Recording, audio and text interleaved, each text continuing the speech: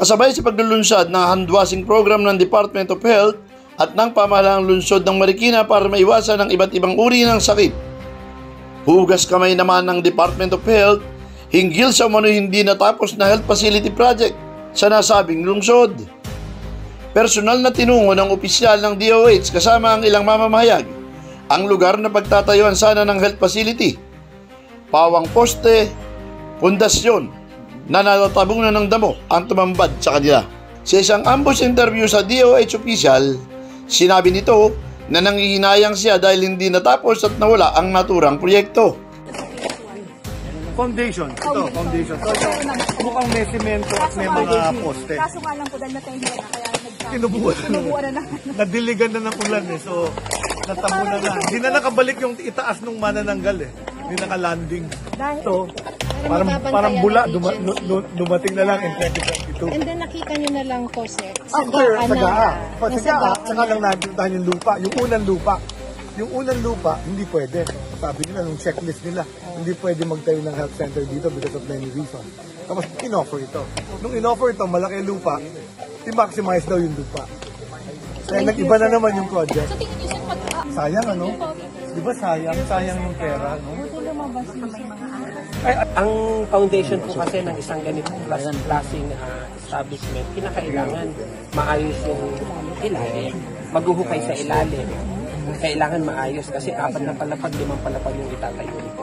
Samantala, sa isang press statement, sinabi ni Marikina City Mayor Mahan Teodoro na irresponsable at misleading ang pahayag ng DOH at inililigaw ang publiko patungkol sa tunay na kalalagayan ng pondo at implementasyon ng programa.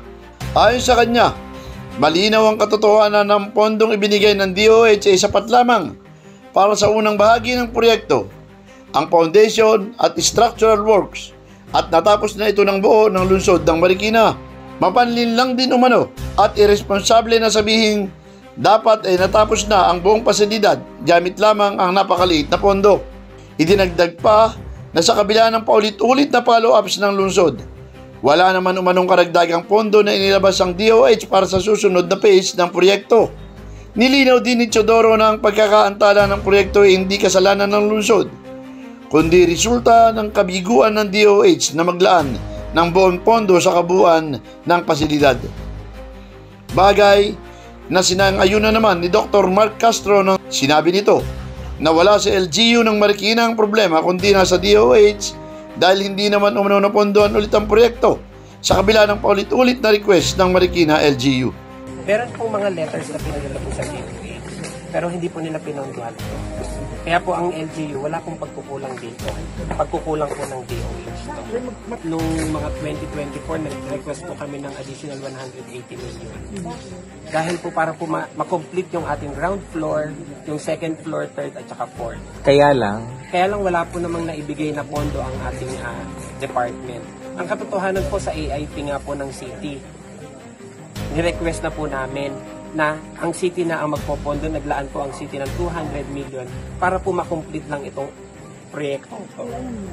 Ganun pa man, ayon kay Teodoro, bilang patunay ng malasakit sa mga mamamayan, nagpasya ang pamahalaang lungsod ng Marikina na ipagpatuloy ang proyekto gamit ang sariling local funds upang matiyak na makakatanggap ang mga Marikenyo ng dekalidad na serbisyong pangkalusugan na tunay na nararapat para sa kanila. Maging ang mga lupang ginamit ng DOH para sa kanilang mga pasilidad, kabilang ang mga Rodriguez Medical Center, ay pagmamayari ng lungsod ng Marikina at ibinigay ng walang bayad bilang tanda ng mabuting pakikipag-ugnayan at partnership. Simula pa lamang umano, ang Marikina ay naninindigan na para sa transparency, accountability at tunay na public service, hindi sa palusot o maling impormasyon. Ayon pa kay Mayor Mahan Teodoro. Felix Tambongco, The Observer News, DWRB 103.9 News FM. Ikaw ang una.